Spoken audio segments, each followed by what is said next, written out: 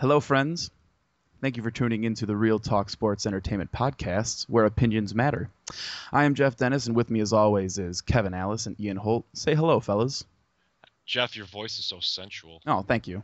Oh my. That's because he has a nice microphone, and I'm on one that's literally patched up with Gorilla Tape. Attaboy. Oh, hi, listeners. Yes. All right, we have a very special show for you all today. We're going to be discussing who we believe are the top 10 players in the NBA. So this is the first edition of the RTSE Top 10 list. The way we're going to do this is we're going to start off by talking about some honorable mentions, some players who didn't quite crack the top 10. These players are probably good enough to be in anybody's top 10, but in our opinions, they just weren't good enough to make the cut. And then we're going to move into our top 10s. We're going to explain a little bit how we decided to pick each of our lists, whether they're based on stats or the eye test or what have you. And we're going to do this sort of like a round robin type of deal where we'll each go through our top 10s and when we'll cycle through 9s and 8s and so on. So without further ado, I'm going to give it off to Kevin for his honorable mentions. Kevin, who do you got? All right, for my three honorable mentions to the top 10. Close. This guy was real close to getting into my top 10, actually. I just changed it this morning. Is LaMarcus Aldridge. Guy really picks apart defenses. He knows how to rebound, get points. He's on the older side, but I think he's going to continue this trend for a couple more years, which makes him a top player. PG-24, or Paul George, or what he will soon be known as is the Teen Scream PG-13.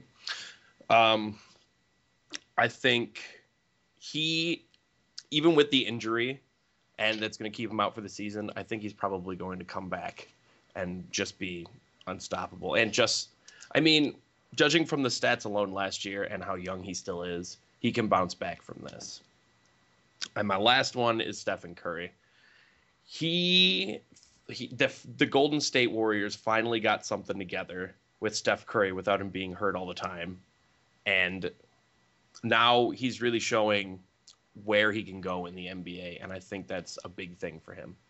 So I'll pass it off now to Mr. Ian Holt. God, I'm looking at Kevin Durant's shoes right now online. Oh, Google that shit. It looks painful. Anyway, guys, I left off. I didn't really want to, but I didn't have much of a choice based on how I assembled my top 10. I took a really analytical approach. I looked at numbers and actually created my own system, which is far from perfect, but it worked for me and it helped me put together my top 10. So guys that I had to leave out: Joakim Noah, who defensive player of the year last year.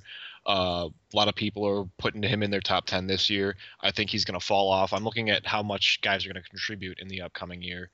He's going to fall off with the addition of Pau Gasol and the return of a healthy Derrick Rose. Russell Westbrook is a guy. He's the most athletic player in the league, but I've never seen him as a top 10 guy. I think you move him away from Kevin Durant, and they would both be the better for it. He isn't really a point guard. He's more of a shooting guard, and he needs to be the lone superstar on his team, surrounded by a bunch of good role players. And James Harden, I'm not a huge fan of James Harden's game. He is one of the best scorers in the league that you can't ignore. However, when playing defense, he looks like I do. I, for the record, am a 6'0", 200-pound white guy, very immobile, and James Harden plays defense like I do. He plays defense like a lost child. It's like watching a lost puppy looking for its tail. Give him a spoon and help him find his mother. Anyway, Jeff, you're up. All right, so I have three players in my honorable mentions. Number 3, starting off with Big Al Jefferson. I really like Al's game. I think he's one of the better power forwards / centers, whatever you want to call him in the game. Great post player, really good rebounder. I think there's big things coming for him. And then at my number 2, I have Steph Curry. I don't think Steph Curry is a true point guard. I think that's one of the things that are kind of hindering his abilities. But he's a great shooter, obviously. He's a decent defender and a great scorer. And then at my number 1 for honorable mentions, I'd have to go with Kyrie Irving. I think he shows a lot of potential. think he's one of the better point guards in the game. He's not the best defender, obviously, and that's kind of what kept him out of my top 10. But I think those three players have a lot to prove, and they're fairly young. So Kyrie Irving, Steph Curry, and Al Jefferson. All right. So we're going to get into our top 10 lists. And like I said earlier, we're going to do this round robin style. We're going to start with our number 10s. And before we get into exactly which players are fitting into where in our top 10s, we're going to have everyone kind of explain how they decided to build their top 10 list. So we're going to start with Kevin at his number 10 spot. I decided to build my list based on some of what Holt did, and that was stats and how they played last year. But I gave a huge factor as well to potential. Now, on my list there are some guys that are older, but that's just because I couldn't not put them on my top 10 because they put up such stat lines in recent years that it was just unavoidable. In saying that, I gave an edge to potential, so the younger guys are going to be a bit higher on my list at times. So, without further ado, my first in the top 10 is an older guy, Carmelo Anthony. He's 30 years old now. He's not tremendously old. He's still got years in him. But he's older in the state of playing a professional sport. And 2 years ago he led the league in scoring, and last year he scored a lot as well. And he actually upticked his rebounding numbers. He's really grown into his game in the Knicks, and the only reason he's not higher, because he puts up a lot of stats, is because he really never goes anywhere with the Knicks, and a team centered around him doesn't really seem to work. So he's a really good player in himself, and I had to put him top 10, but he needs something else in the Knicks, and I think the Knicks could go somewhere as well. So, Holt, who's your 10th? Well, I actually I took like I mentioned earlier, I took a very analytical approach. I looked at player efficiency rating and wins above replacement specifically as my main factors. I also factored in the 5 main stats: points, rebounds, assists, blocks, and steals, and did the math for all that and factored it in and made my own point system up, and actually came up with the exact same number 10 that you did, Kev. Carmelo Anthony. Probably one of the best pure scorers in the league, maybe one of the best of all time. But the guy, and he can rebound when he wants to, but the guy has no idea. And Jeff, you actually have said this before. The guy has no idea how good he really could be. The Knicks only won 38 games last year. They should have won more in a really weak conference. And Carmelo, for me, will never rise above top 10. I really didn't want to put him in my top 10, but numbers don't lie. And that's all I got to say about Carmelo. So, All Jeff. right. For my top, for my 10th player, or actually before I say that, I built my top 10 based on mostly the eye test, and stats are important, yes, but I didn't really feel that they're the most important thing. So I used the eye test and who the best individual players are in the game. And one of the ways I viewed this was, would I want this player on my team, or would I trade this player for another player? So I went through about 20-25 players and really asked myself, would I trade this player for that? And that's how I kind of came up with my top 10. So at number 10, I have Blake Griffin. And if you know me at all, I'm not a big fan of Blake. So I tried really hard to keep him out of the top 10. But when you look at Blake's stats, I mean, he's a 20-10 guy just about every night. He's a ferocious rebounder. He's a superb athlete, one of the greatest athletes probably in league history. I think he's got a lot of room to grow. I don't even think he knows how to play the game yet, really. He's just relying so heavily on his athletic ability with flying through the air and getting lobs from Chris Paul and whatnot. But you can't ignore 20-10, 25-15. He's obviously a top 5 power forward in the game.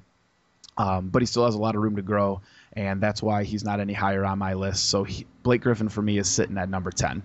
He's gotten better every year too. He has gotten better every year. I just, he's got a lot of things to work on defensively. He's okay, but once he figures out how to create a shot for himself, I think that's when he's really going to come into his own. So Griffin is my number 10. All right, well, moving along, I guess I'll go to my number 9. I almost put Aldridge up here, and then I rethought it after I looked at some stats and after I looked at just how much this guy could grow further, again, in the potential edge, is DeMarcus Cousins. This guy, I believe he's 24, 25. I think he's 24. And he's still, every season, he seems to be able to consistently bring his game a bit more up. Now, obviously stuck on the Sacramento Kings without too much support is a bit of a downfall for him. And I'd like to see him play with another star to see where his attitude goes. But as the numbers stand and how much potential he could physically come to, I think you have to put DeMarcus Cousins at 9 for me, because I would want this guy on my team, because I want to, after I get the discipline down for him and I get him to strengthen his game, he's going to be unstoppable. Yeah, I like Boogie. Boogie. I think he's kind of like Blake in the fact that he's a really talented player. He doesn't know how to play yet, and he's kind of a head case, but he's a young guy, and he'll definitely make the push to becoming up there in the league in terms of power forwards, centers. Yeah, the attitude issues are really the only thing getting in his way right now. But he gets in his own way. He's probably the front runner for backing up Anthony Davis right now on Team USA. So I expect big things out of him. The Kings are a team that are slowly getting back into their groove, and if they can find a coaching fit for DeMarcus Cousins, he's going to be great. They need a respected coach that can keep him in line, and I think that's going to be the last piece that Cousins needs. Right on. For my number 9, I actually did go with, you mentioned LaMarcus Aldridge. That's who I went with. I think his numbers are, he's a 20-10 guy. He's a true power forward, which outside of Tim Duncan and a few other names, there aren't many of them left anymore. And I've always been a very fan of LaMarcus Aldridge. He's super underrated. That's what happens when you play for, an underwhelming Portland Trail Blazers. I'm really happy to see him finally starting to get some attention. With the addition of Damian Lillard and Wes Matthews kind of coming out of his shell, and the emergence of Nicholas Batum, Portland's a really good team. And who can forget the shellacking that LaMarcus put on Dwight Howard in last year's playoffs, averaging like 40 and 20 for a few games there, and making Dwight Howard look like a child. LaMarcus Aldridge is my number 9. All right. At my number 9. I also have LaMarcus Aldridge. Yeah. I think LaMarcus is one of the more talented power forwards. He's a true power forward, back to the basket type of player. He's a great rebounder, and he also has a really, really nice mid-range jump shot. He's young too, and he's playing with a really young team. And him and Damian Lillard are pretty much the centerpieces of that Portland team. I think he has the ability to become one of the better players in the league, like a top 5. But right now he's just a little too young for me. And in my eyes, in this league, to crack a top 10, you kind of needed to do something with your career, whether that's win a championship, win an MVP, lead the league in rebounding, scoring titles. Unfortunately, in today's era, we don't have a lot of that. We don't have a lot of players with multiple rings outside of a few older guys, Tony Parker, Tim Duncan, Paul Pierce, obviously. But I think LaMarcus has all the tools, and we saw what he did to, Dwight in the playoffs, to the supposed, like Holt said, the supposed best defender in the game. And he just, he abused Dwight Howard, and I think one night he had like 42 and 20 or something. It was ridiculous. So he's my number 9, but give it a few years, I think LaMarcus will be a top 5 player in the league. I think Aldridge is a little old. He's 29 now. I think he's in his prime right now. I think he's in his prime right now. So I don't know if a few years will help him 28, so 29. much. He got drafted even more. He was drafted 2006, or was that? Yeah, he was drafted number 2, 2006. He was drafted So when he was 21. he should be about 28, 29 He right should now. be about where he is, but I do think there's a potential for this Portland team to go somewhere at Well, with some his point. the way he Especially if he could stay in this prime for a little while. I don't necessarily think he'll be a top 5 material. Sorry to disagree, Jeff, Okay. but I think he could rise up a bit in the top 10, so to speak, because I think he and the Portland Trailblazers, if they can get just a little bit something, a little bit more magic, I think they could take their team somewhere, like a good run in the West. It could even win a championship. Okay. number 8. Going on though, my number 8's got to be Blake Griffin. Blake Griffin, he's still relatively young. He's not quite in his prime, so I think he's still got a bit more learning to do to develop his game. Jeff referred to that earlier. I think he could improve even now. He's put up such gaudy numbers in the last few years with Chris Paul at the helm of point guard for the Clippers. And if he can get a bit more to his game than just athleticism, he could be unstoppable. Agreed. He'll destroy people. He finally It's not even going to be a contest. he finally developed a mid-range jump shot this year, as ugly as it may be. But it's good to see him it's good to see him coming into his prime. Agreed. Definitely agree. That's all I got. Go on, Holt. Oh, okay. At number 8, I have DeMarcus Boogie Cousins. Not much more we can say about him. I mean, he's a really young, talented player with a lot of potential. If he gets his head on straight, we're going to see him be a top five guy. I think very soon in the league. And that was your number 8. That was my number 8. Okay. Yeah, Boogie. Like I said before, with Kevin's pick of Boogie, I think he's got the talent. I think talent-wise, yeah, he's definitely a top 10. I just have questions about, obviously, playing in Sacramento doesn't help him either. No, that doesn't help at all. But we'll see. I think he's another guy kind of like Griffin. Time will tell, but I think it's a solid pick. For my number 8, I'm gonna have to go with Russell Westbrook from the OKC Thunder. I think Russell is the most athletic player in the game, even more so than LeBron, just because of Westbrook's incredible speed, his explosiveness to the basket, and he's a very rare player, and he's a little bit like Steph Curry in the fact that I don't believe he's a true point guard. I think he would be better served at the shooting guard position. He's a fantastic scorer, although he struggles to shoot consistently, and he's not the most efficient player in the world, but I think that can be changed with better coaching and really reeling him in, and limiting him to Russell, I need you to shoot no more than 20 shots a game tonight, and if you score 12, fine. If you score 30, even better. But he's a great scorer. He's a very, very good rebounder for his size. He's a triple-double machine. We've seen it in the playoffs many times. And when he wants to, he can get his teammates open. And but I think the big thing with Russell and his progression is I don't think him and Kevin Durant make a very good fit. So you take Russell, you put him on a different team. Maybe he's the solo star. I think he's a top 5 player. But there's not a lot of guys right now, especially with his age, who I would take over Russell, just based on pure athleticism and his explosiveness. So Russell Westbrook is my number 8. Well said. Yeah, I don't really have anything to add about that. I'll nothing get to more add. into I got Westbrook nothing later. to My number 7 is the oldest guy on my list, but he's just proven time and time again that he can lead the helm of this team. He proved it again in the playoffs and just day in and day out, and that's Tony Parker. Amen, brother. It is tough not to put him on a top 10 because he's done so much, and he's done so much for the Spurs since he's gotten there.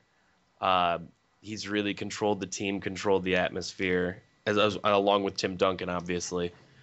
And God, when he starts getting into everything that he can do, it's just insane to watch, and it's a treat, really. So yeah, number 7's got to be Tony Parker for me. My only issue with Tony Parker is he can be inconsistent. He's battled injury problems in the past, and I think a lot of his he's very talented, but I think a lot of his numbers and his abilities come from. I mean, and the same can be said for just about anyone in the Spurs, organization. Is he's an organization guy. I think he goes to any other team, he's still super talented, and the number 2, number 3 option on any team. But I think the Spurs, just Greg Popovich and that organization as a whole, has a lot to do with his success. And that's not me trying to knock Tony Parker. I love the guy, but I didn't put him in that top 10 in my top 10 for those reasons. That makes sense to me. But at the same time, I feel like all players, in order to be the best player, they have to have that coach, that system, no matter what. There's very few players that can just go anywhere they want. Yeah. And really thrive. And if we're judging on accomplishments, Parker has, God, how many rings now with the Spurs? 5, I think. No, 4. I want to say 4. He's got 3. 3? He's got 3. Because he wasn't with Parker wasn't with the Spurs. He wasn't around for the 99. That's right. Okay. That's right. With Parker, I understand what you're saying, Holt, definitely. But from my point of view, the point guard's job is to make everyone around him better. And, obviously stats matter, that they come up in the box score, but I don't think anybody in the game, maybe outside of LeBron, just because LeBron is so talented and his basketball IQ is so high, I don't think anybody in the game controls a game like Tony Parker. I mean, you look at these playoffs and the NBA Finals. Even though the Heat didn't play that well and everybody else played very well for the Spurs, Tony Parker was the anchor. And I feel like in today's NBA, the point guard position is so diluted because we have a bunch of shooting guards playing point guard that we forget how the point guard position was meant to be played. But he is getting older. And he's never been a 20-point scorer and a 15 assist kind of guy, so I can definitely see the argument for him not being in a top 10 or low on a top 10. So all around, yeah, a solid pick. All right, and moving on to my number 7, Big Blake Griffin. We've already talked about him quite a bit, so I won't say a whole lot more. I think he's gotten better every year. He's a lot of fun to watch. So I couldn't leave him out of my top 10. The Kia commercials are getting annoying, but I mean, that's really about all I have to say. The only bad thing I have to say about the guy at the moment. Time will tell if he keeps improving, but I don't see him stopping anytime soon. Yeah, definitely. I think we've all pretty much said it. He's he's ascending. He's ascending for sure. Yeah. For my number 7, I'm gonna go with a guy who he's young. He's starting to prove himself. He's got a lot of things to work on, but I'm putting him in here purely because he's an elite defender. I'm going to go with the newly nicknamed PG-13. I'm going to go with Paul George.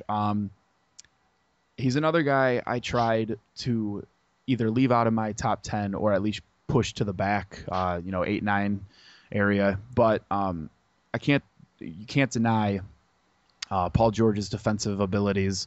He's a smart ball player. He can score with the best of them. I think, although he's not a 30-a-night kind of guy yet, but he does play in an Indiana system where he played with Lance Stevenson, who could put up numbers, and they tried to focus a little bit on getting the ball down low to Big Roy Hibbert, so that he didn't have to rebound, and then David West. So I think Paul George has a ton of talent, and it's very hard to defend 6'9", 6'10", whatever he is, 230 pounds. He's a big fella at the small forward position, decent outside shooter. He can attack the basket. I expect big things for him in the future. I just think he needs to develop some more offensively, especially when he plays the better defensive teams, because there's been numerous times where LeBron James, seems like he goes out on the court against the Pacers with a mission to shut down PG-13, and he does it successfully. But LeBron is also probably the best defender we've seen in quite some time. So I'm going to go with PG-13, Paul George, at my number 7. And the only reason I didn't put Paul George in my top 10, because I agree with everything you just said, and this goes for other guys, by the way. I can't believe we forgot to address this earlier. Yeah. Some obvious names are gonna be left off. Derrick Rose, Kobe Bryant, Rajon Rondo. We're leaving them off our lists because we're not sure what we're gonna get out of them. They're all coming off of injury, and we assume that they'll be back to elite form and be back in our top 10s in the future when we do this again in a few months. But for now we're leaving them off, and that's why I left Paul George off.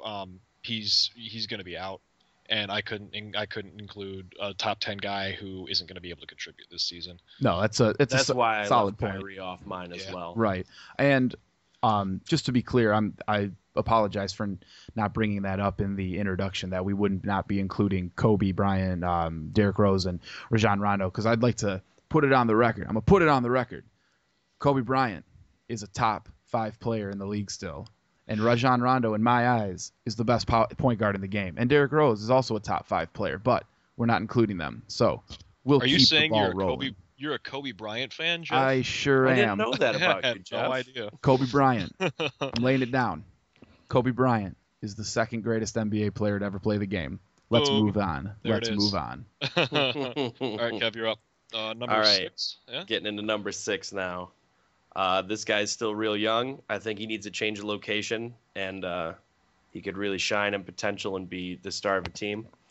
He's currently on a team that continues to be in playoff contention, but never really they make it to the big show, and then they choke at the big show. So my number 6 my number 6 is Russell Westbrook. The guy is so athletic. He already has these circus shots that go in, and he really makes plays for the team, but unfortunately he's just not currently in a system that's working for him, just for him. Agreed. Now, he's still putting up good numbers. He's still putting up pretty gaudy numbers, actually. But on another team, maybe with a different coach, I don't know if that would help. But he needs to be away from Kevin Durant, just because I just don't think they mesh well together. Yeah. And he needs to be the guy that they go to, as opposed to sharing that role with Kevin Durant, because I don't think Westbrook is a share kind of guy. It's not a knock on him, so to speak, or how he is disciplined.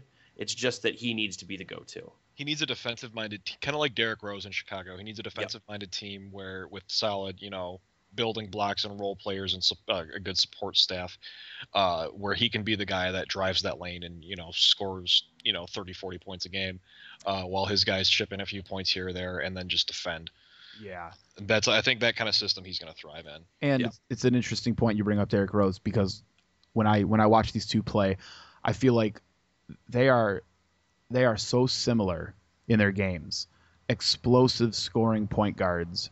Derrick Rose, pre-injury, obviously, you couldn't stop the guy. And I think Westbrook is a better 3-point shooter than Derrick Rose. I think they're about equal on the defensive court. But look at Derrick Rose's situation. He plays with, like you said, a defensive-minded team, and Derrick Rose is the scorer. He is the star. Westbrook is playing with, in most people's eyes, the second or best player in the game. So it's a little difficult for Westbrook, but I totally agree. Get him on a different team, different situation, good things will happen. Mm-hmm. All right, and moving on from Westbrook at my number 6, I cannot believe he's not in my top 5. Kevin Love. It was really I wanted to put him in my top 3, but I just couldn't this year. The deal for Cleveland's all but done. He's going to be playing with LeBron and Kyrie Irving, and his numbers are going to take a hit. But that's really not what I'm looking at here, because he could still, for all we know, put up 405 points a night and 67 rebounds a night. And but his defensive inability, I guess the best way to put it, is too glaring for me to put into my top 5. When you're that big and you're that strong and you can rebound that well, you should be able to protect the rim, and that was a big problem for him in Minnesota. Even though he had, Nikola Pekovic to help pick up some of the slack, they still bled in a lot of points. And now in Cleveland, Anderson Varejao is going to fill that Nikola Pekovic kind of role, but after Anderson Varejao gets hurt about the 5th game in or so of the season, he's going to be The inevitable. the inevitable, ankle twist or whatever Anderson's problems have been, his back or whatever. Kevin Love's going to be the only guy that can protect that rim. LeBron's a great defender, but as far as staying in the paint and stopping guys, Kevin Love's really going to be the only option, and I think he's really gonna. That's where it's really gonna show his weaknesses. So I had to put him at number 6. And what do you guys think? Number 6 for Kevin Love. I think your points on the defensive end are more than accurate. K Love is not the fastest guy. He's not the quickest guy. He's not the most athletic guy in the world. But my thoughts on the defensive end, yes, I think defense is the most important part of the game, and to be a complete player, you need to play elite defense. However, and I'm sure at some point we'll do a list like a top 10 of the NBA all-time players, but when we look at who are the best players in the game's history, we talk about guys like Larry Bird and Magic Johnson, who were pedestrian defenders, and nobody wants to talk about that with those two guys. Magic was pitiful, and Bird was even worse. But some things overshadow others. I think Love's rebounding and the way he scores the ball kind of makes up for a little bit of the defensive efforts. But you're spot on. The guy needs to become a better defender because he can't continue to let his teammates bail him out. So those are my thoughts. Yeah, I think the defensive concerns are real. I always factored in those defensive rebounds as part of defense, though, and he spikes up a lot of those. He's a monster on the glass, obviously, and I'll get into more Kevin Love in a little bit, but solid. But yeah, I can see the problems. And Jeff, you're number 6, I think. Yeah, my number 6. I'm gonna go with Carmelo Anthony. I think it's tough with me and Melo because we have a strange relationship. Melo. My love for Melo comes from, I believe Carmelo Anthony is the greatest scorer the game's ever seen, and that's not to say that he's going to break Kareem's all-time scoring record. I don't think he will by even close. But what I mean by best scorer is he can score more effectively and efficiently at any point on the floor than anybody I've ever seen. He can hit the 3 ball. He's a great outside shooter. He's a fantastic mid-range shooter. He can drive the lane, and he can hit you on the block. He's a big dude. He's in my opinion, Melo's always kind of been a little overweight. He's been on the pudgy side. But I like that about him because to me, he seems like a better scoring version of a Charles Barkley. Although he doesn't rebound the ball as well as Sir Charles did, and he's not even close to the defender.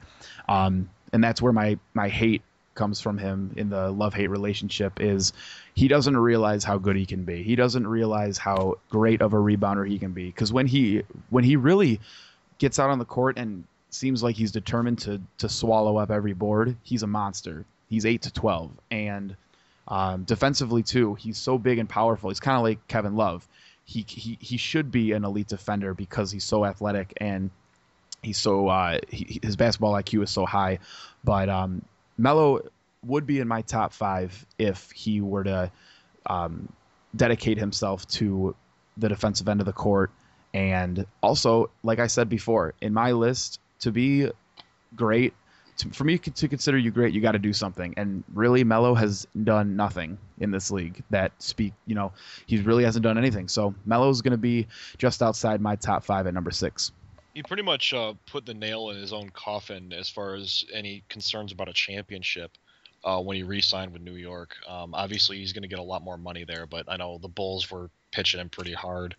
And you see Carmelo Anthony go to Chicago and assume that they also get Pau Gasol to take a pay cut. You look at that team: Derrick Rose, Pau Gasol, Carmelo Anthony, Joakim Noah. That's a championship team. Even if he's getting paid a little bit less, that's a championship team. I don't care, what kind of curse he has on him. In New York, he's got his payday, but he's never going to win a title there. Right. Melo's curse is his own self, by the Yeah. way.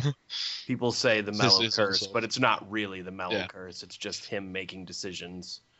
And his decisions are clearly not geared towards a championship, and that's fine.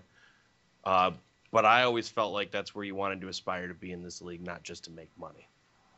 Yeah, So I agree I with don't that.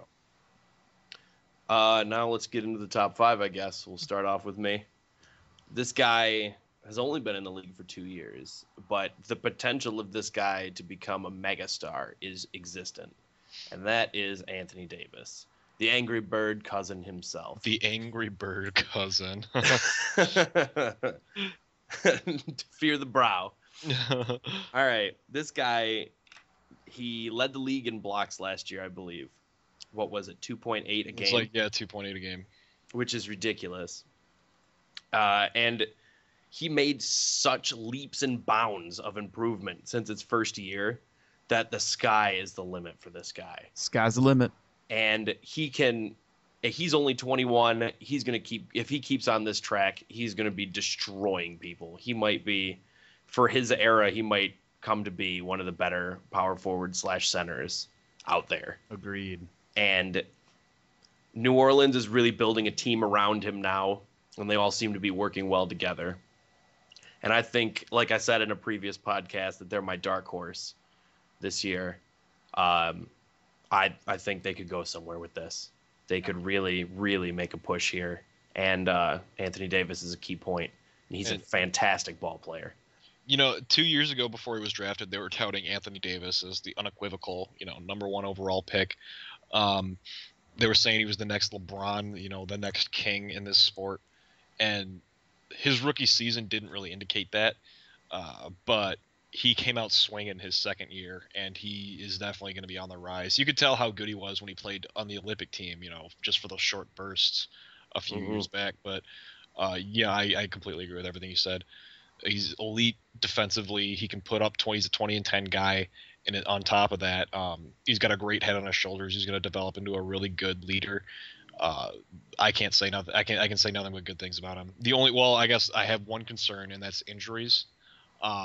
He has missed quite a few games already. Hopefully that doesn't stick around. I don't want to see, a guy that talented hurt all the time. But other than that, I mean, what more can you say about him? Yeah. I like him a lot. I think he's going to be the best big man in the game in a few years. And that's a combination of there's a lack of talent at the power forward and center position, and also he's a force, and he plays his position the right way, in my opinion. And when he was in college and he came out, I was a little worried because I don't know if you fellas heard his interview with, I believe, Charles Barkley. He said that Calipari was asking him, come back for one more season with us and we'll win a championship. And he told Calipari he would come back if he was allowed to play point guard. That worried me because I thought, oh great, we have I think he's, what is he, 6'11", 7 feet? He's up there. He's a tower. And I was a little worried that we're going to have another 6'11", 7-foot jump shooter who wants to be a guard. But he proved me wrong. And like you said, with those USA games, he was, he showed a lot of talent. He showed a lot of guts, I felt, on the court, grabbing rebounds and such. So he would have made my top 10. I have a really hard time putting those really young players who haven't really put together a string of solid seasons, which is the same reason why I couldn't put Boogie in my top or Kyrie, but he will be a top 10, top 5 player. And, I think we're probably going to do this list again in a few months, once the NBA season's kind of in full swing. And these lists aren't final by any means. I see Anthony Davis even moving up in my list maybe, but we'll see. Is it my turn? Number 5? Yep. Number 5, Steph Curry. the best 3-point shooter in the game. I think may end up being, and sorry, Ray Allen and Reggie Miller, he could very well be the best 3-point shooter of all time when his career's said and done. Oh yeah, Yeah. I said it. Ladies and gentlemen, Ian Holt is going Stephen A. Smith. He is going blasphemous I'm on calling us. Stephen A. I can't Going do full. Stephen A. You never go Smith full thing. Stephen A. I can't do the Stephen. I can't go full Stephen A. But him and Klay Thompson are lethal. He's really the biggest reason that the Mark Jackson got fired. By the way, I don't know how we forgot to talk about this in past podcasts, but Mark Jackson's done, gone from the Warriors, and Steph Curry was really the leader, and he's going to be for years to come. He finally shook the injury bug, I guess, and I put him in my top 5. He's a great. He can move the ball. He can put up 25 points a night if he wants. I love Steph Curry. I hated him for a long time because of his injury woes, but he's now in my top 5. Yeah, I like Steph a lot. He's another guy for me. He's got all the talent in the world. For me, as I've said before, I'll just reiterate. In this league, you need to do something for me to really put you up there, especially in like a top 5. But no, Steph he's fantastic. He's a great shooter, and I think even though he's small, he'd be a really good shooting guard as well out there on the wing. So and they pretty much use him that way anyway, just about. But yeah, good pick. And now we're on to you, I think. Yeah. Top 5. Here we go. For my number 5, this actually might go full Stephen A. blasphemous, especially if he was sitting here with us. Shout out to Stephen A. Smith. Come over and join the Real Talk Sports Entertainment podcast. Oh, you would love us. Yes. I'm going to go with CP3 at my number 5. Chris Paul is a phenomenal point guard. I think he plays the position the right way. Pass first kind of guy, get everybody involved, but he's also a pretty good scorer. I've never been a huge fan of his as far as I feel like he makes a lot of sloppy decisions at times. When he was with the Hornets in New Orleans, even though they had a rough team, I think he only got to the playoffs once. And now with the Clippers, they have a solid team with him and Blake and DeAndre Jordan, and I feel with the talent they have, and if he truly is the best point guard in the game, I don't see any reason why they're not in the conference finals or in the NBA finals at least once. And I feel like when you're the supposed best point guard in the game and the best player on your team, you need to make a stand and prove that you're the best rather than just having ESPN and whoever claim you as the best. But I still think he's a phenomenal player. He just needs to do a little more for me to say that he's the best point guard in the game. And for me, I'm going to put Chris Paul as my best point guard in the game. Not because he really deserves to be there, but because at this moment, there's really not anyone else that can really earn that mantra. Maybe Rajon Rondo a few years back, the best pure point guard. Maybe he'll get back there this season as the best pure point guard. That remains to be seen. Him coming off of the injury, Derrick Rose could re-earn that title. Russell Westbrook could continue to develop, but for now, as far as passing ability, scoring ability, and the ability to run the floor, Chris Paul's the best point guard for me. So I definitely understand where you're coming from, but I'm putting him as my number 1 point guard because I don't see anyone else that's taken up the sword there. Yeah. I'd love to put Rondo over him, but he just keeps getting injured and he keeps kind of just being a dick. Like there's just nothing that screams to me that Rondo is the best point guard other than his stats. So, I mean, if we're only going by stats, I mean, maybe, but I wouldn't necessarily go by that. Rondo also has a championship, fellas. Boom. He does have a championship. Real talk. Yeah. No, I as you guys know, I was always from day one a big Rondo fan. I think personally, before the injury, I think Rondo is the best point guard in the game. He's got, I think he's second or third all time in playoff double doubles, or excuse me, playoff triple doubles, next to Magic Johnson already. And he's only like, well, I think LeBron took that over this year. He might have. Before that, I think it was Rondo. But I can see the argument for Chris Paul definitely. And it's all preference too. I want my point guard to be a prototypical pass first, give me 15 assists a game type of guy, and who can rebound. But yeah, CP3 definitely is in the conversation without a doubt. Still, he's at number 5 for quite a few people, I'm sure, as well. Sure. So, but Kevin, number 4. Back to me. Yeah. Speaking of the name Kevin, he's my top. He's my 4th, Mr. Kevin Love. There he is. Even though he's going to Cleveland, he's still one of the best ball players I've seen, and he's still young. And now he's going to LeBron, and LeBron wants to play with him, so he's gonna want to teach him all the facets of the game that he knows too. Even though they play a bit differently, he's still gonna get a lot of tutelage from LeBron, the king himself. And being able to play with a healthy Kyrie Irving is gonna help him too. We know it's gonna be the LeBron show in Cleveland, but Kevin Love is gonna be there too, and he's gonna be a force. Like, there's a reason they're saying the Cavaliers are going to be a force, and that's because of this Kevin Love trade and LeBron. So, I'm fourth best player. The stats don't lie for Kevin Love. I will save my Kevin Love comments for later in the podcast, so I will pass it over to the famous Holt. The famous Holt.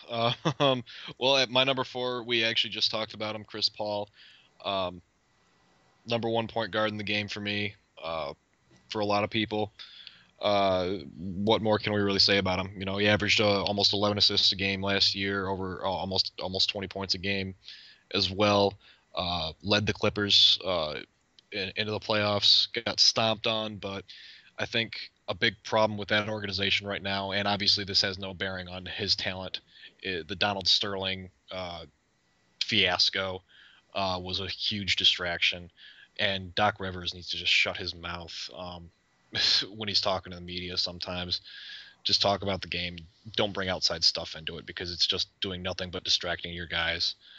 And that was that really had nothing to do with Chris Paul, but I felt like I wanted to talk about it at least. So there's that. All right. Is it my turn? Yes, sir. Number 4.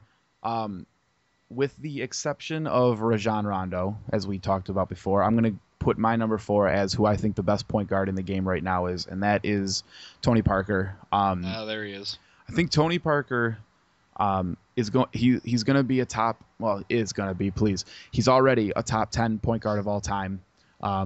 He's probably, when you put together the eye test, championships, accomplishments, and stats all into one, he's probably the best point guard of the last, probably the last 20 years. I would make the argument for Jason Kidd as well. I think Jason Kidd was a little more talented than Parker, but you can't deny 3 rings. So Parker for me is the 4th best player in the league and the best point guard right now with a hurt Rajon Rondo. I just think Parker does so much for his team, and yes, he does work under the Pop system, but I think saying guys are system players it's a little blasphemous, just because that's where they're playing. That's what they're doing right now. I mean, Michael Jordan would not have been the same player if he wasn't under the Phil Jackson triangle offense system. LeBron James probably wouldn't be the player he is today without being in that Miami Heat Big 3 system. So systems to me are a little overrated, but Parker for me is the 4th best player in the league and right now the best point guard. So what do you guys think about that? I know Tony Parker probably is in most people's top 10s, but I don't know if he would be that high. Yeah, that's I can't justify putting him that high. He's definitely, he's a first ballot Hall of Famer, no doubt. Yes. 3 rings, it can't be ignored. But he's never been even a top 10 guy for me. He's extremely talented. He's got an amazing head on his shoulders. But he has had the good fortune of playing with a great team. And that's not to take away from his own abilities, but as far as and I'm looking again at more advanced sabermetrics, and stats, and he's never been guy to be able to carry the load if someone's having an off night. All five need to be their well-oiled machine, and he's not the guy that can really that to me can step up and take over a game when he needs to. Um, it's happened before. I'm putting my foot in my mouth, right now as I speak, but he's not the kind of guy that you think about when you think about who can take over a clutch game at any moment. That's true. The only thing I would argue with that is in today's game, when we think about a guy taking over a game, we normally think about a guy going off for 30, 40 points. But when you really watch an NBA game and you see the way that Tony Parker controls the game, Tony Parker was a lot like Magic Johnson in the fact that he could control a game and only take 5 shots the whole game. So there's a little more into it, I think, than taking over a game than just scoring. But I absolutely see your point, and that's why we're doing this debate, this discussion, because here at Real Talk Sports Entertainment, opinions matter. Kevin, do you have any thoughts? Real talk. I got most of my Tony Parker thoughts out.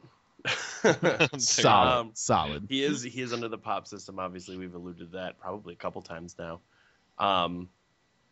But yeah, he is a focal point of that offense. I just didn't want to put him that high because I weight so high on potential and what you're going to do in this league as opposed to what you've already done. Though what you already done does matter as well, and that's why he's in my top 10 at all. Now, let me pose this quick question before we get to the top 3.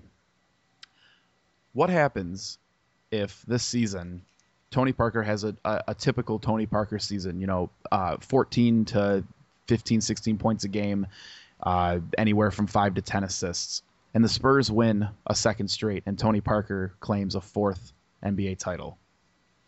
What do we think? Again, I still, he's a first ballot Hall of Famer, one of the best point guards of all time. I still wouldn't put him in my top 10. I would keep him in my top 10.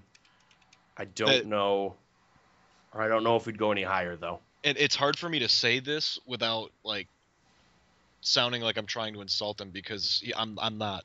Again, that team as a whole is just so good. What you've got are in their prime, Tony Parker and Tim Duncan were definitely top 10 players, but as they get older, what we have with the Spurs are a team of extremely good fundamental players, but no one that's really truly Superstar. Top 10 material, exactly, superstars. And that's kind of what I'm looking at here. 4 or 5 years ago, absolutely.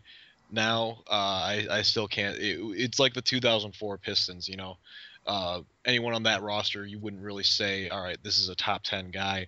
But what you had was a really solid starting 5, good coaching, good management, deep bench, and that's what the Spurs have. True. I'll just say one more thing and then we'll move on. But not last season, but the previous season, the 2012-2013, Tony Parker did come in 3rd in MVP voting. Mm-hmm. But we will we can definitely agree to disagree on the Tony Parker debate, and let's get into the top 3. We'll start it off with Kevin. All right. Well, my 3rd, speaking of point guards, and I alluded to this a bit earlier when we were talking about him already, was CP3. He led the league in 2 separate categories last year and almost always leads the league in steals. He's an elite defender who can read passes and has a high basketball IQ. He led the league in assists last year, showing that he can still move the ball around like he always does. Obviously, he had taken hits years before, but it looks like he's really grown into the system at the Clippers again. And now he's putting out, he almost put out 11 assists a game, which is just a tremendous performance last season. I think that's going to continue. Obviously, he's a bit older, but his teammate Blake Griffin isn't. So if Blake gets even better, those assist numbers are going to see an even bigger uptick. And even with those assist numbers being almost at 11, he still put up 19 points a game as well. he's the number one point guard in my opinion coming into the NBA season. Nice. Good evaluation, Kev. Yep. Yeah, we talked about Chris Paul quite a bit. That pretty much sums it up. Mm-hmm. My number 3, I've got Anthony Davis. What more can we say about him? I think he's only going to get better. He's an elite defender already, like everyone knew he was going to be. He's a 20 and 10 guy. I'm just kind of listing off the things we mentioned earlier, but he is going to be he's gonna be a top 5 guy in my book for the next several years. I don't see that changing, anytime soon. All right. We talked about Anthony Davis a little bit. This is probably the point of the list where a lot of these guys have already been talked about. Well, I mean, so then the third there is, but yeah. We actually had a lot more variation on our list than I thought we would. Yeah. So that's good. That's good though. It's different perspectives and such. All right. Let's go. My third. All right. I wanted to save this. Number 3, Kevin Love.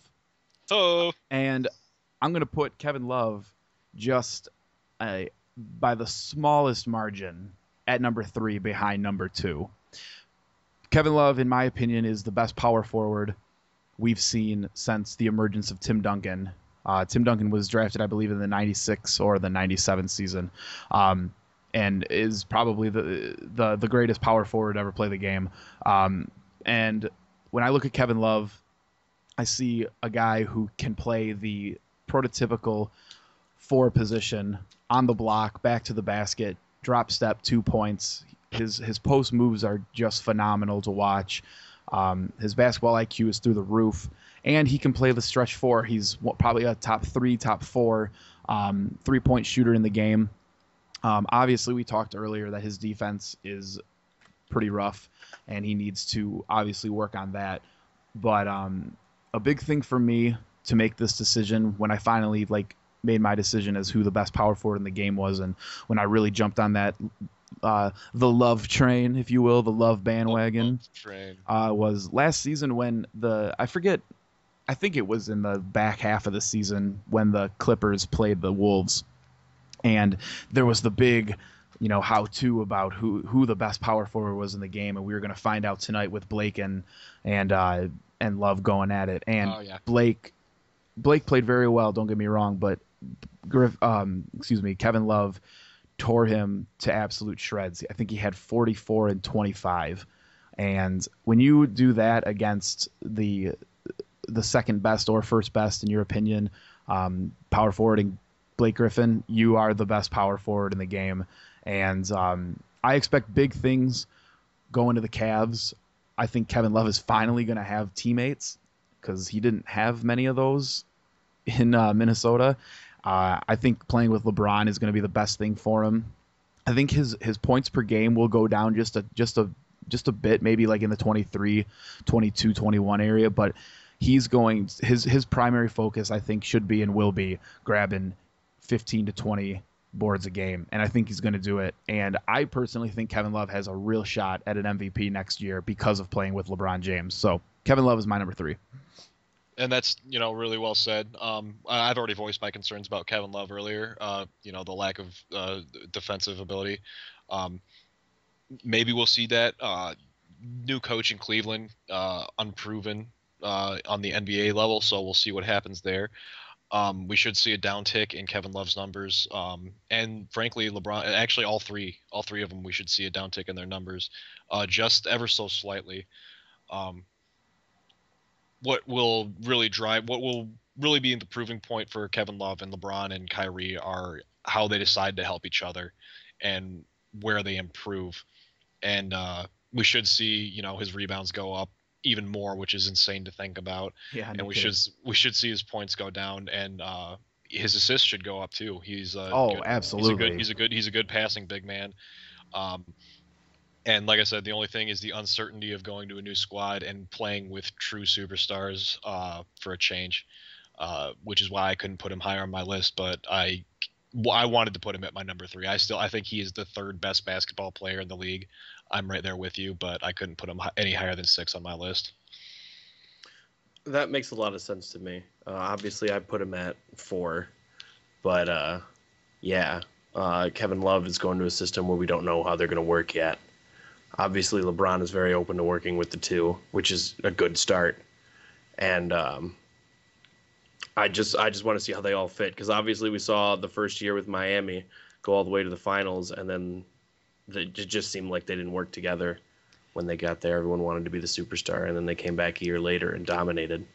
So Right. it might take a year for this Cleveland team to really get their focus, get their drive, and but we'll see. And that's a big thing to keep in mind too. I feel like this, everybody is already jumping on this Cleveland bandwagon. Cavs are the favorite. They're going to go to the finals. They're going to win it all.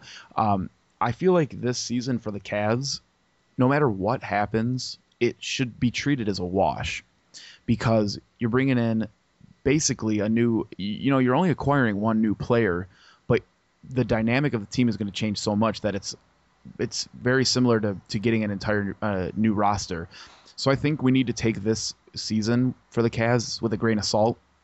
And I think next season is going to be where we really see how good this team is, because they're going to need time to adjust. Kevin Love has never played with even a really good player, let alone the best player in the game, arguably, in LeBron James. So we'll see. It's going to be fun to watch. The Ricky Rubio experiment, was a complete failure. He was a big disappointment. There's still a chance for Ricky Rubio to make something of himself in this league, but he, in my eyes, just did not pan out. Kevin Martin last year put up 20 points a game, but that's about all he did. And Kevin Love is now moving from a system where he's had these, selfish kind of guys that aren't really all that great into the new Cavs system, and it's going to take a year for them to figure out what kind of team they're going to be. Yeah, absolutely. All right, and so let's move on to the obvious two players we're all going to put somewhere in our top 2. Eric Gordon. That's what I was thinking. Tyreek Evans. All right. My number 2 is Kevin Durant, which should be to the surprise of literally no one. Kevin Durant's a fantastic player. He led the league in scoring last year, 32 points a game. That's an incredible scoring title. Yep. He averaged quite a few rebounds as well. I think 7.5. And then his assist average was 5.5. So he's in stat categories all across the board. He's averaging above 7 and 5, and then 32 points. That's incredible. I believe he won the MVP last year too, right? Yep, he was the MVP. So you the real MVP though, Kevin. Oh, you're the MVP of my heart, Jeff. Oh, that's all right. So, I mean, undoubtedly he's one of the top 2. I gotta put him at 2, and yeah, he's a phenomenal ball player, and he's still young. So we'll see where he goes. Solid. Now, my number 2, in my heart of hearts, I know I have these wrong, but based on the numbers last year and based on what I think is going to happen this year, I put as my number 2 guy. Wait. Ladies and gentlemen, he is about to go blasphemous. He's about to go full Skip Bayless. I'm about to go full Skip Bayless. Oh God! If I went full Skip Bayless, I wouldn't even put him on my list. Yeah, you sure you don't want to change this last minute before you go full Skip? I'm very sure. All right. LeBron James at number 2.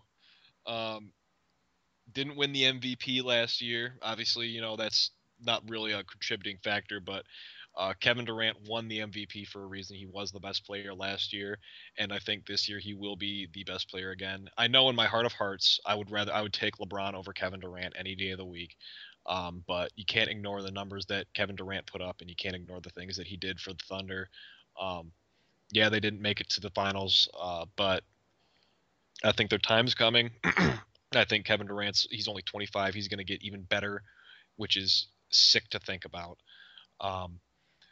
But I have to put LeBron at number 2 because, again, we're not quite sure. He's going to be one of the top 2 players in the league again this year, but we're still not quite sure how he'll mesh with Kevin Love and Kyrie Irving, how he'll mesh with a new coach heading back to Cleveland. There's just too many X factors for LeBron to deal with right now, whereas with Kevin Durant, He's only going to get better.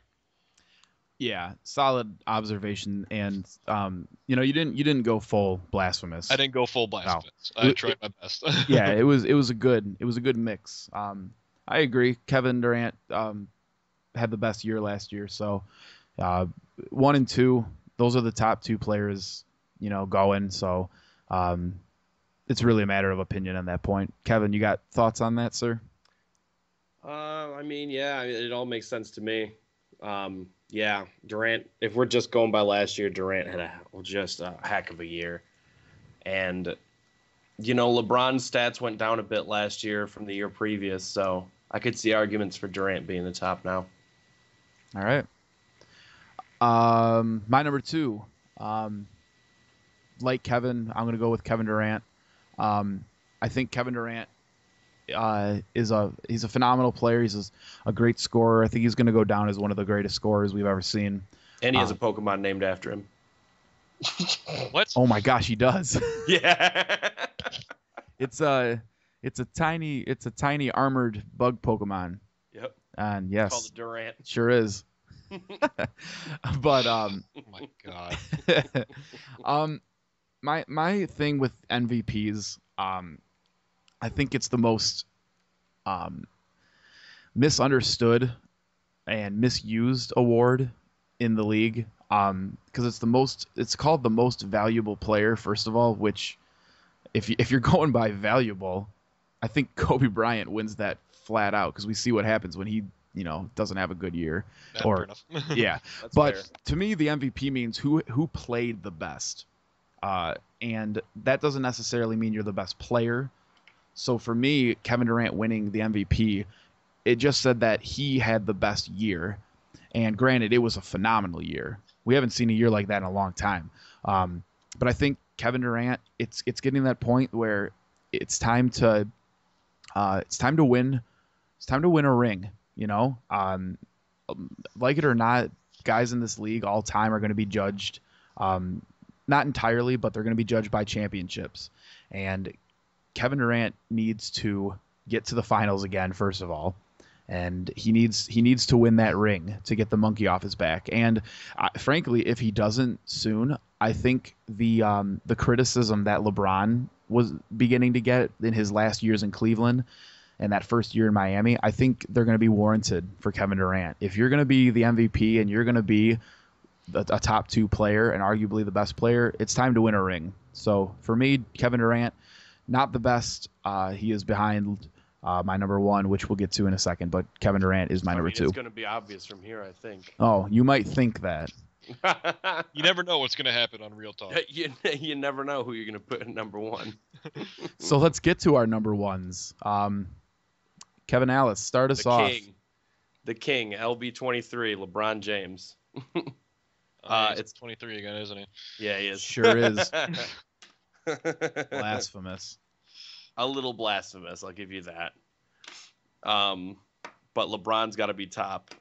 He, the last 4 years, the team that he was on was in the playoff finals. That speaks volumes to players. It is a team effort as well. But man, LeBron dominated on that team. Yeah, he took him. He took him somewhere, and he really took a hold of them during the playoffs. And he won 2 out of 4.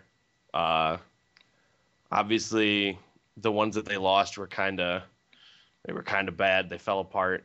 The first year was kind of more of a wash, but if you're going by last year, his stats did take a hit, which is why obviously Durant won the MVP, which makes perfect sense to me. And then, but LeBron's going back to a new team now, his old team now. Going back to his kingdom. He's reclaiming that throne. He's going back to his throne. And, he promised he'd lead Cleveland to a championship at one point. And it looks like he's going to. Yeah, I mean, what more can we say about LeBron that ESPN or really any media outlet that exists hasn't already? My number 1, Josh Smith. Yes, no, Andre Drummond for 3,000. That's my top 10. That's my top 10 disappointments list. I'm Kevin Durant. is my number one. Again, I know in my heart of hearts, I know LeBron's the better player. He has the higher IQ. He's going to end up going down as, in the grand scheme of things, LeBron's going to go down as the better player at the end of their careers. But for this, I'm looking at this upcoming year. I think Kevin Durant is going to be the better player once again. That's not going to last, but for this upcoming year, Kevin Durant's my guy. Makes sense. Yeah. Especially with LeBron going back to a new system. Yep, like we said, we don't know what we're going to get out of LeBron. We know he's going to get out of him yet. We know he's going to be very, very good, like always, but I think Kevin Durant's going to be better, just based on that familiarity with his team. And he knows the system in Oklahoma so well. Exactly. So there's going to be no transition with Kevin Durant, whereas there's going to be a big one with LeBron. Mm-hmm. All right. For my number one, it's LeBron James. Excuse me. I wasn't a LeBron. I've always been a LeBron fan of his game. I didn't like the move to Miami. I really liked the move of going back to Cleveland. But, for me, a lot of the stuff with LeBron in the past was proving himself, much like I feel Kevin Durant needs to prove himself. And LeBron James is the best player we've seen since Kobe.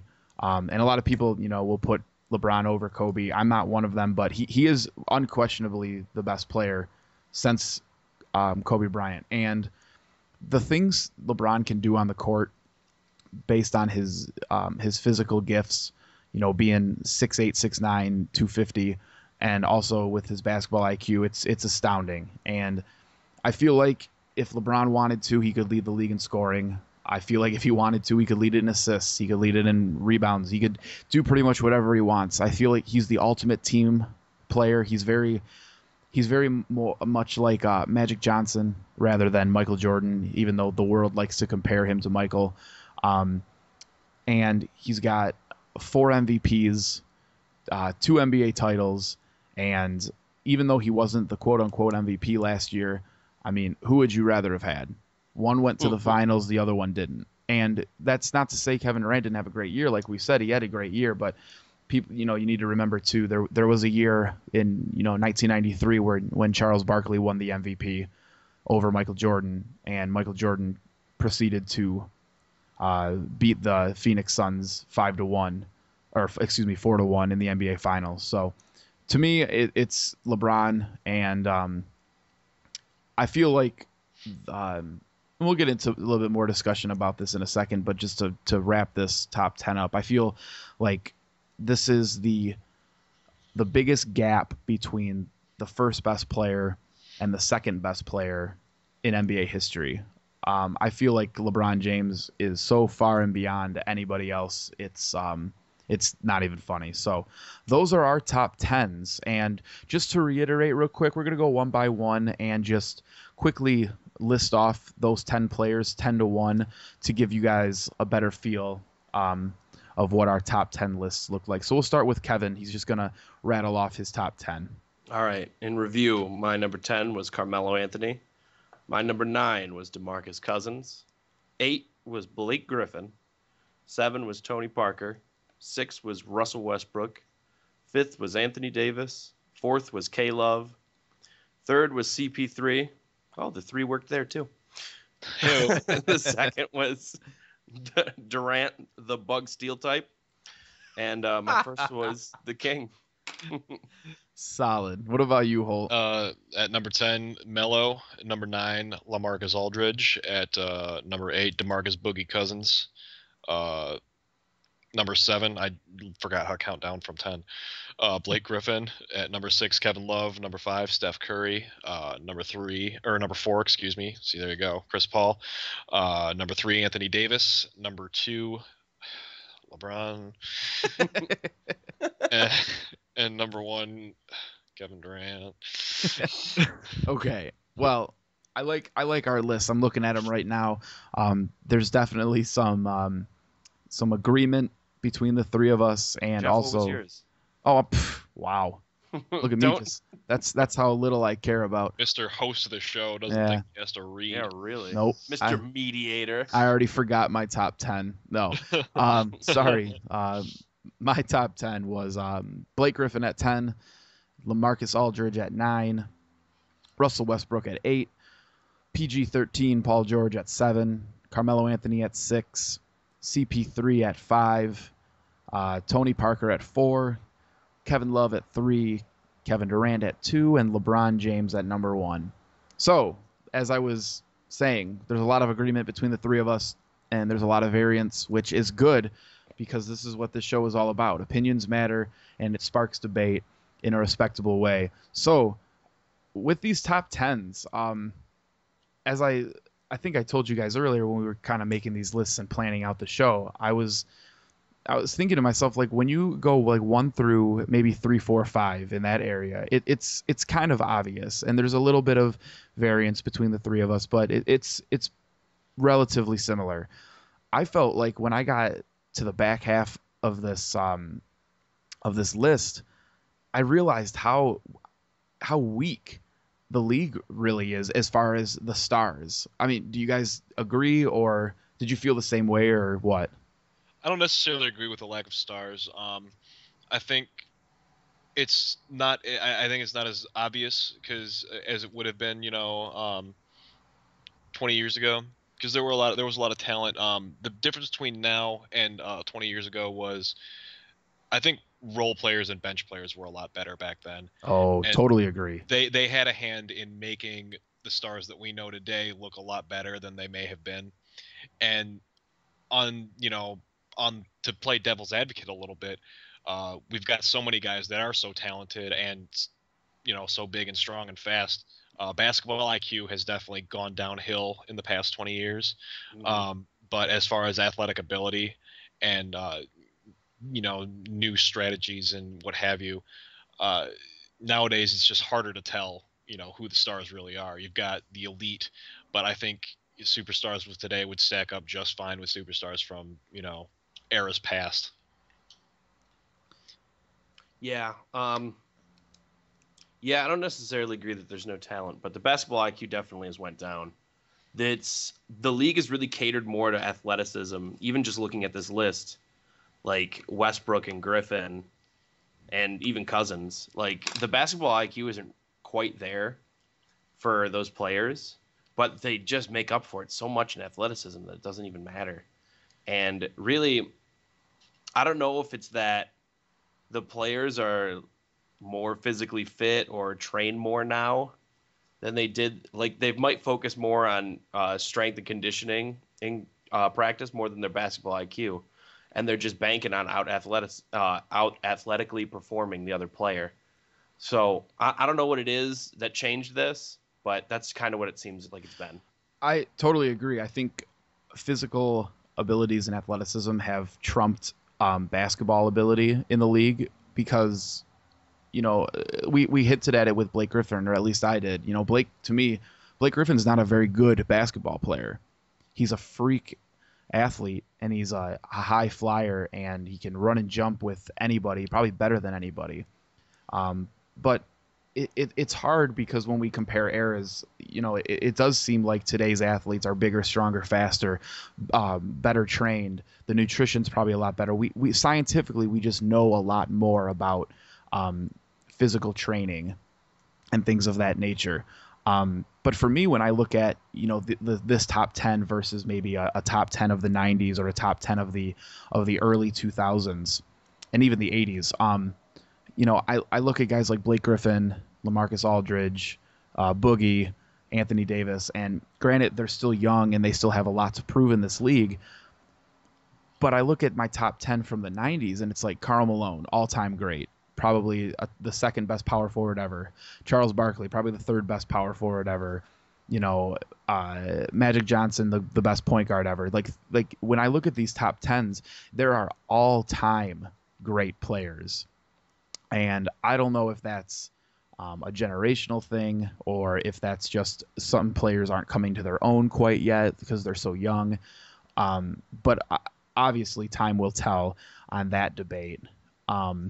But I just feel like the talent in this league, to me, and when I say talent, I'm looking at basketball talent. I just feel like it's so mediocre, and many NBA analysts, past greats like Barkley and guys like Bill Simmons have said in the past too that this is without question the worst the league has ever been, and I find that to be very true. But that's up for debate. So, how do you guys feel about this generation and the new style of play versus fundamental '90s '80s basketball? As far as I'm there's two schools of thought here, and you can look at it as the league gotten worse or the league has just changed. And the basketball talent is definitely not there anymore. But like we touched on earlier, the athleticism, and I like watching guys fly around the court and do these amazing dunks and jump 20 feet in the air. I would still like to see the fundamentals return. The Spurs are really kind of the last bastion of hope for the old school guys. Right. But what we really need to do is I'd like to see kind of an infusion of that athleticism and that traditional basketball fundamental play. That would lead to an exciting league. I still like watching the NBA. I know it's fallen in popularity quite a bit over the past few years, but I think we've got a lot of good young talent on the rise, and we emphasize that in our top 10 list today. Anthony Davis is a really good fundamental player. He's a great basketball player, but he's also an athletic freak of nature. DeMarcus Cousins has a lot of growing to do. Blake Griffin has gotten better every year. Anthony Wiggins and Jabari Parker, we have no idea what we're going to get out of them, but we both know that Anthony Wiggins especially is an athletic freak. Andrew Wiggins, god damn it.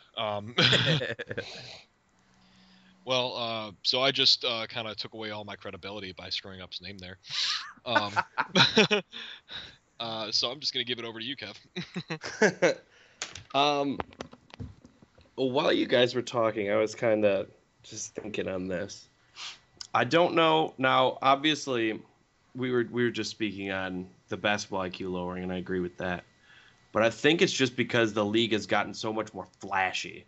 Like they feel like they need to do, like the players feel like they need to do these exciting things, like do a triple whatever they want dunk, through the whatever, I don't know, just to get some spotlight, get some credibility, and it's another thing that since we have so much access to information and games, while we're watching and on the internet, that they need to break out somehow and do these fantastic things to be, let's say, trending on Twitter.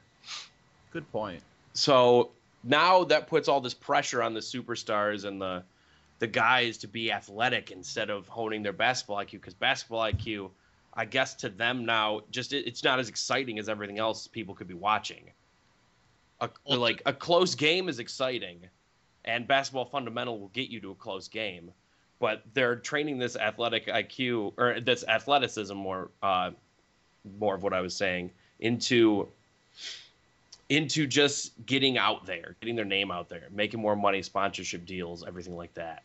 Yeah. And maybe that's where the trend has come from. Ultimately, the NBA is a business, and yes. I get where you're coming from. Like I completely agree with you. They're going to make more money because they're trying to bring it, because real NBA fans will always be there no matter what happens. They're trying to bring back, the fans that they lost a while back and bring in more casual fans by showing these guys doing these amazing things on the court, jumping 20 feet in the air and doing the 360 windmill dunks through the legs. That's going to sell. That's going to be a lot more appealing to a casual fan to watch than a fundamental game of basketball. And that's a big part of why the finals were so, and I'm going to say it, boring to watch this year, because as much as, I love Spurs basketball, they're not exciting to watch, especially when they're just making the Heat look silly like making that. Making a mockery of another team. Exactly.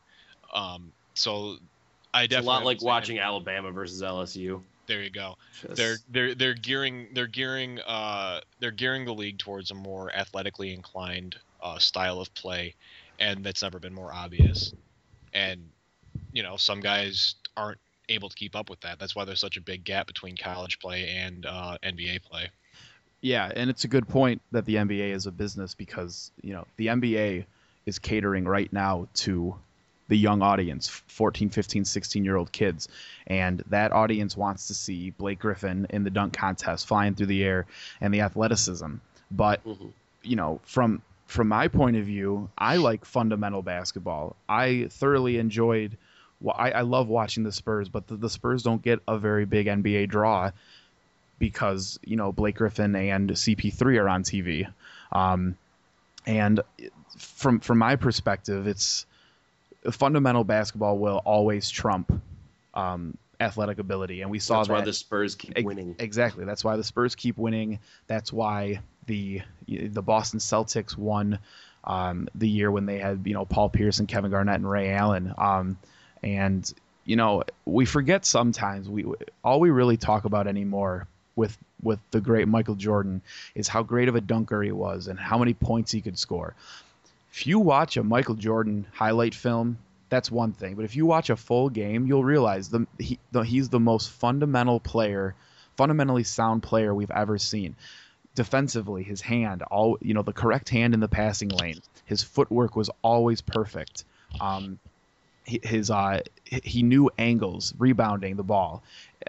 He knew how to create space on the floor, different things like this. And I was actually talking to a friend about this, and we were talking about the lack of depth at certain positions, and we got into the discussion of shooting guards. And I think the depth at shooting guard is so pathetic in this league. Shooting guard is the most underutilized position. It's non-existent anymore. And we were talking, if you exclude Kobe Bryant, who I think healthy is still the best two guard in the game. We were talking about guys from the 90s and stuff, and I was talking about Chris Mullins from the 90s. He was on the Dream Team. Really good. He was a great player, great shooter, wasn't super athletic, but Chris Mullins in today's game would probably be the best two guard next to Kobe Bryant. And it's like, he wasn't he wasn't flashy. He wasn't a high flyer. He wasn't dunking the ball 10 times a game, but the fundamentals of the game are definitely diminishing a little bit. But to be fair, it's watching Blake Griffin and LeBron James and Derrick Rose and whoever else fly through the air is pretty awesome too. So it's something to talk about. Do we have anything else we want to talk about, guys? Anything else on your mind? Basically it. I think we got through a lot today. Yeah. I think it was a good show. So we have big things coming up in the coming days and the coming weeks. We will definitely keep everybody posted. So remember to like the Facebook page. We'll keep you updated there. Me and Holt are trying to get together a SummerSlam pre-show. Anyone who wants to watch a WWE pre-show? WWE SummerSlam live on pay-per-view. We will be putting one out hopefully Sunday, a couple hours before the WWE's official pre-show goes on. So feel free to listen in. Hopefully, if not, we'll record it beforehand and release it before. Yes. We will. So we're going to try and tentatively plan that for Sunday, but we'll release the video early if we can't do that. SummerSlam this weekend. Hopefully we can. Hopefully we get something together. So Give you guys something. So stay tuned for updates and news about that show. And we also have a show in the works right now. We're going to be looking into different aspects of racism and sexism and different things like that go on through sports. There's been a lot of talk in the media lately about Michael Sam and Donald Sterling. It's been talked about to death, but we definitely want to touch on that. So we have a show coming up about that. We will definitely keep you guys and then posted and updated. We're gonna start trying to do a weekly show. Tuesdays? We're trying to decide on the day, but we're trying to get a solid day to give all you guys, the fans, what you want.